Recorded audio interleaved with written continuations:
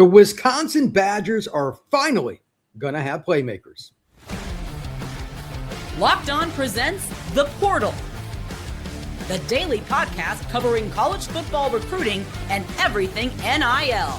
Part of the Locked On Podcast Network. Your team every day. The Portal Podcast, where you get your daily recruiting, NIL, and transfer portal scoop. I'm your host, Brian Smith, and we are here to discuss the Wisconsin Badgers pivot to signing talented and versatile athletes. This has not been Wisconsin's strength historically. It's more trenches, and that's certainly the best place to start. But to reach the pinnacle, to compete for championships in the Big Ten, you have to be dynamic on the outside. And Wisconsin hasn't done that enough. Well, this recruiting class is a major upgrade, and I'm going to discuss 5 of the players that are currently committed to the University of Wisconsin for the class of 2027. Now, again, trenches are king, and they're doing a very good job. In state, etc. Hats off to everybody in Madison for doing that. But to get to the top, it is absolutely pivotal that you get speed and you get players that can do different things. And this class absolutely has it. So in no particular order, we're going to go through this and just talk about why they have chess pieces that are coming to Wisconsin. That's one way to look at it. Mekhi Williams, that's my guy. I know him well. 6'3", 6'4". He is a very long, lanky kid. Needs to add strength. He knows that. But he could be a receiver. In a cover 3 scheme, he could be a corner. But I think his best position, and Mekhi and I have discussed this before, is probably free safety. Look, there aren't that many, quote-unquote, 6'4" free safeties roaming the NFL deep secondary. It's just hard to find guys that are twitchy enough to do that. He was coveted at the 7-on-7 level. He could have went to any 7-on team. He's coveted in recruiting. He had programs like Miami after him. Florida State is the school he originally committed to. Wisconsin adding not just a dynamic playmaker, but one that, again, if you really wanted to, you could play him at receiver. A player that could do different things, and this will be a theme throughout this entire show, is not normal for them. This is a guy that could play for any team in the country. Great young man. He will fit into any program he goes to at any level. I think this is a barometer of where Wisconsin's going. And part of this, I'm sure, is NIL. I'm sure they compensated him as he deserves to be. But he's from Leonard High School, just south of Tampa, where I used to live. That area is combed over by every program in the country. When Ryan Herrings of Locked On Badgers told me, hey, we got a shot at this kid, I'm like, really? Do you? But then I talked to Mekhi, and you know what? They did. They did a good job from the outset, selling their vision, and now he is committed to Wisconsin after an OB. That was the first spark that told me, okay, the Badgers got a shot. But again, here, the theme, he can play multiple spots. So as we move on to the next kid, and this is one that I think is probably the most underrated for some reason in this class. It's weird because he lives just outside of LA. These are kids that can play different positions. And in college football, with injuries, the transfer portal, suspension, guys just not happy, away from home, whatever, you need that flexibility. And Royalton Allen is probably the best example of this. He plays at Hesperia High School. Again, it's just a little bit northeast of LA. It's out in the desert, basically. And this kid, I mean, depending on which site you go by, receiver, safety, corner, whatever, I personally like him at safety in certain situations. Like if you're a nickel or dime, you could play him probably at nickel. That's fine. But he reads the quarterback so well, and he has really good hands. Most DBs, let's be honest, do not. Putting him in the back end of the defense, especially next to Mekhi, you could have an elite level deep secondary. But he also plays man coverage well. Look, there's only so many people that were given the God-given ability to turn and run and make plays. He has to be considered for that. So maybe that's his spot. But again, he's a talented receiver that can take a deep post to the house. Versatility, speed, hands, intelligence. He's probably the most savvy guy that I've seen in this class for Wisconsin. I think Royalton Allen is really underrated. If he was down at, let's just be honest, Mater Dei, St. John Bosco, J. Sarah, or any of the other Trinity League program, Servite, anything like that, he'd probably get more love. he's not in a very convenient spot to get to. You got to drive through the forest, get out to the desert, blah, blah, blah.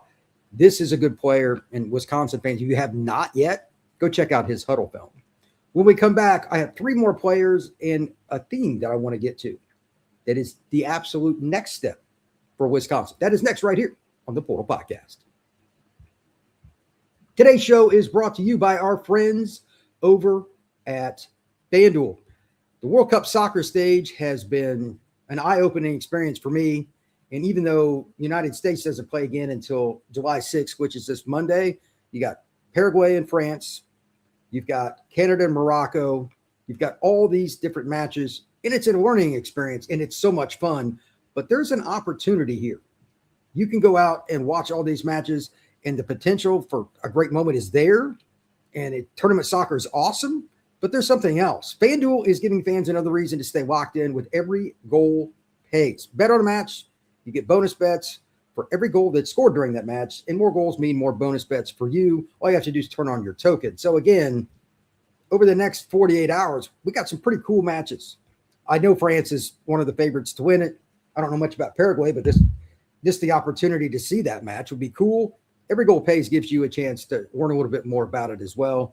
And then, of course, Canada, Morocco, I don't know. This would be a better opportunity to watch something and then probably enjoy it. No offense to them, but I don't have much of an interest in that. Every goal paid makes it a little bit more entertaining. So with that, from the opening whistle to the final kick, let there be goals on FanDuel. Visit FanDuel.com to get started.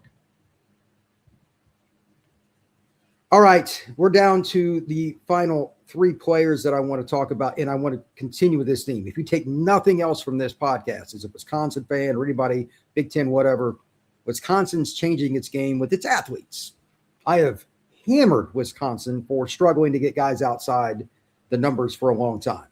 Well, you still need good running backs too, and guys that could play outside the numbers in some capacity if they didn't play running back.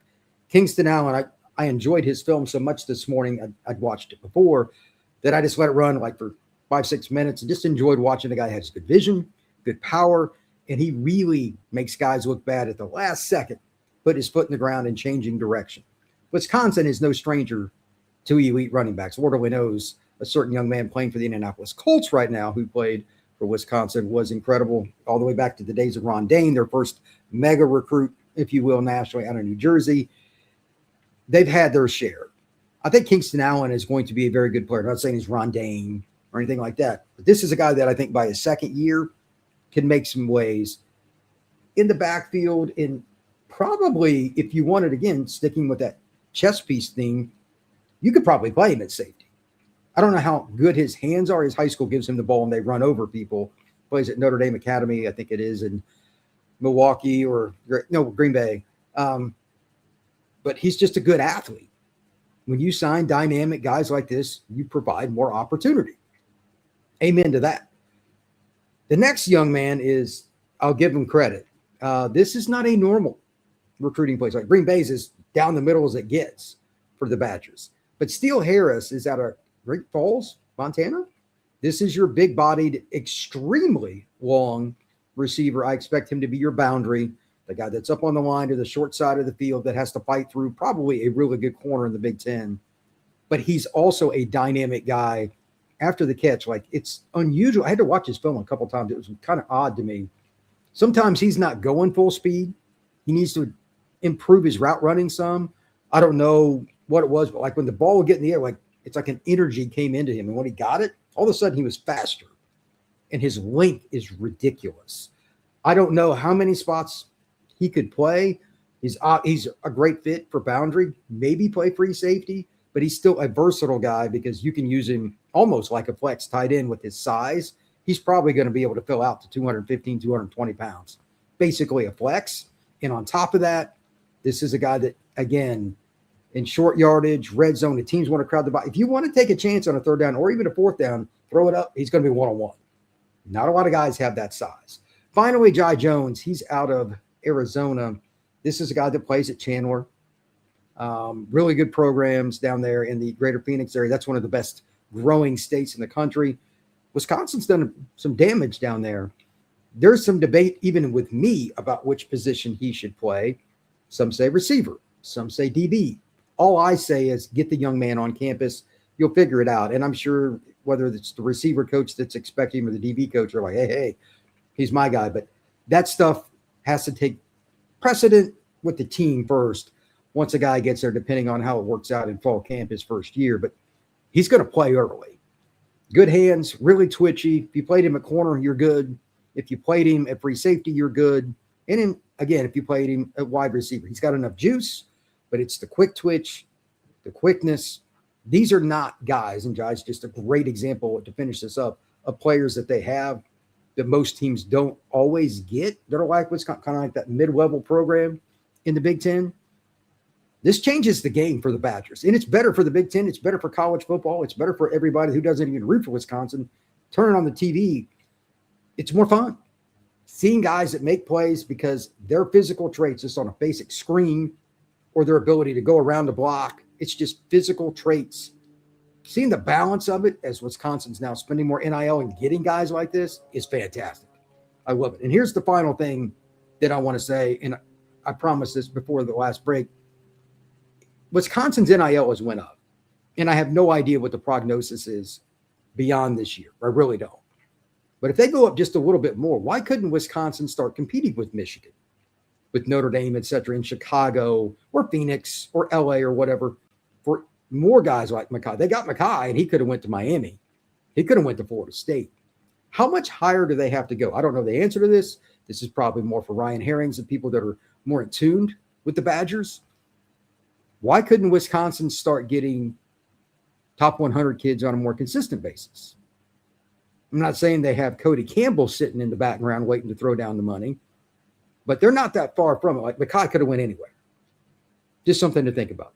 Thank you for checking out the Portal Podcast and listening to my thoughts on the Wisconsin Badgers recruiting. We're going to be doing more of these on teams across the country. Now that the recruiting season is kind of ended in part one, part two will be the flip season in November. We'll see how that goes. But thank you very much. Please like and subscribe. Tell somebody about the Portal Podcast. And a reminder, 9 p.m. Eastern time, Sunday nights through Thursday. Most weeks, it's every one of those unless I'm on the road traveling to watch players. We're going to have live shows talking recruiting, NIL, transfer portal, and more. Thank you very much. We will see you again soon on the Portal Podcast.